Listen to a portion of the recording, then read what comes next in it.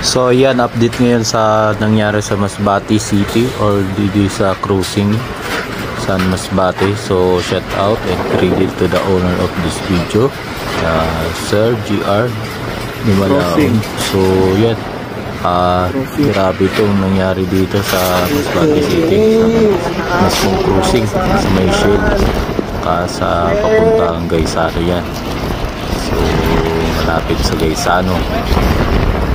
So yan, grabe, tumbahan ng mga poste, tumbahan ng mga tuklapan na ato, tumbahan ng mga puno, yan, may mga nadaganan pa, tapos yung mga kable sunwire. So grabe, shout out din sa Masilco or sa may Pinangmalbuhan Masilco da. So siguro madugay-dugay ini na brand out, grabe ini na sitwasyon sa naton Masbate.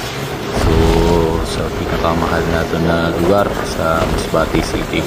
So grabe talaga yung shout out din da sa pamilya ko na ginakontak ko yan, dili ko matawagan kay mga offline kagurat signal sa cellphone number nila.